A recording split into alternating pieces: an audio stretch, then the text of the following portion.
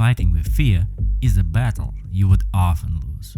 The thing is that fighting fear is a wrong approach. You don't have to fight it. You need to listen to it carefully and build up your courage from scratch. And then fear will be gone by itself.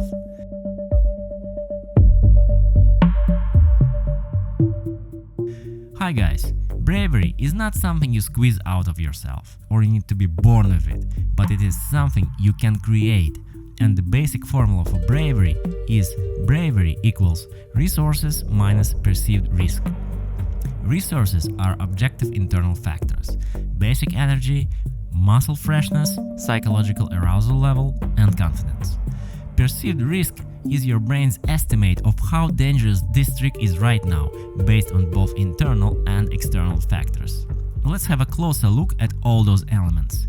Basic energy is your muscle and brain energy reserve, basically saying, did you eat well before going out and did you have enough sleep?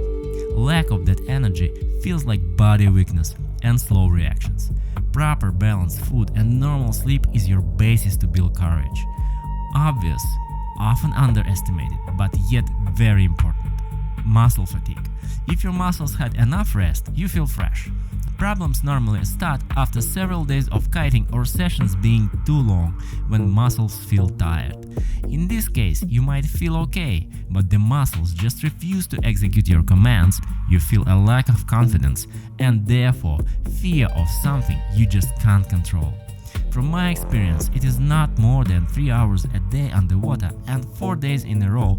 After that, you just need to take a couple of days off to avoid over-exercising. If basic energy and muscle fatigue are easy to understand, the following elements are more complicated and even more important.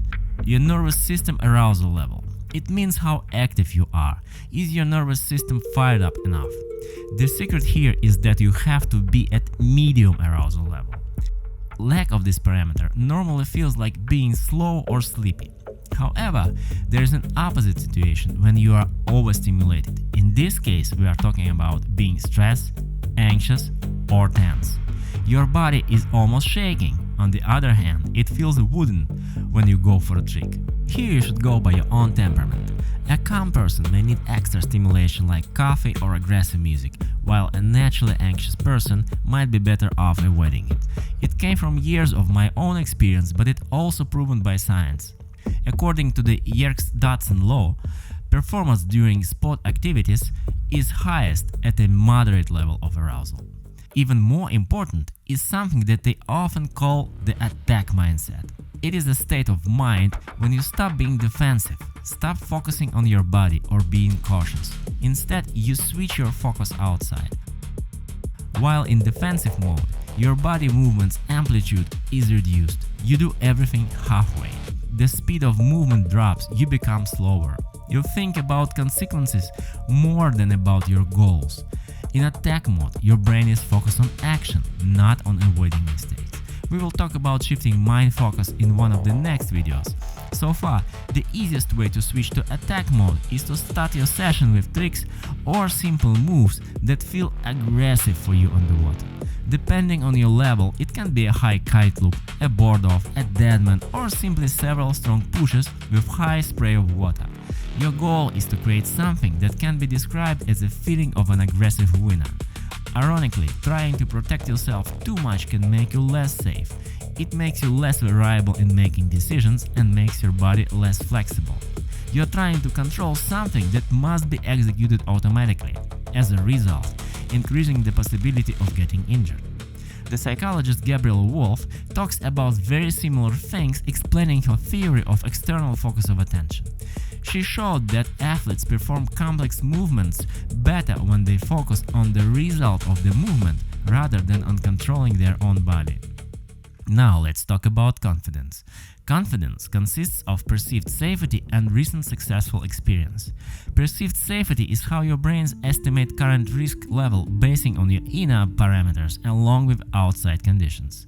While choosing proper conditions is something you definitely know, recent successful experience is a bit more complicated. In 2 words, it can be described as "I feel I can do this trick" or a similar one. The secret is that simple knowledge is not enough. Motivation like "you can do it, you did it before, go for it" also doesn't work. Your brain needs to feel that confidence, and here it often would interfere with perceived safety. For instance, you can feel that the wind is gusty. Yesterday, you landed a laid-back kite loop.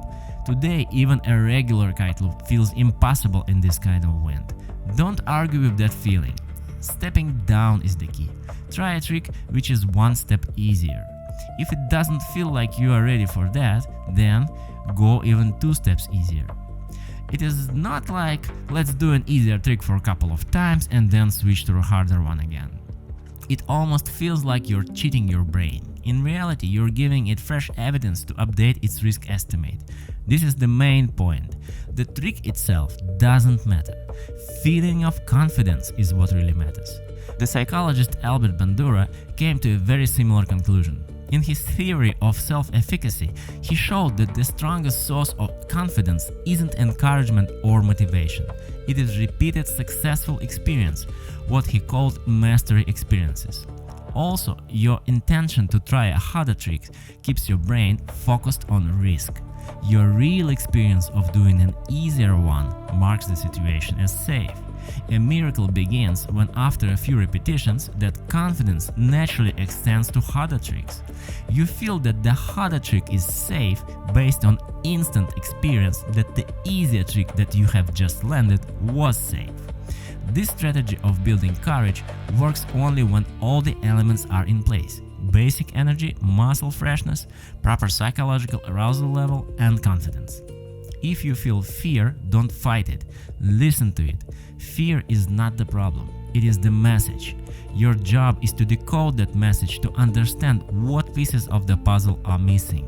Your goal is to find out which ones. Put the missing elements in place and the puzzle will be complete. Your fear will be gone. However, sometimes, despite doing everything right, the confidence just doesn't come. Don't try to force yourself through it. Stay on the really basic level till the end of the session, if you don't feel like stepping up to a more complicated level. Master foundation elements like those we are talking about in the Way of Advanced Kiter and Learning to Fly series. A day spent strengthening your foundation is never a wasted day. Then, instead of being disappointed for not trying a new trick, you'll leave the water knowing you've become a better rider. True progress is not about always being brave. It's about making the right decisions in the right moments. Sometimes the right decision is to keep building courage. Sometimes it's to take one step back and strengthen your foundation. Both move you forward. Let me know in the comments if you have your own ways of building courage or its elements. Thank you so much for watching and see you in the next episodes.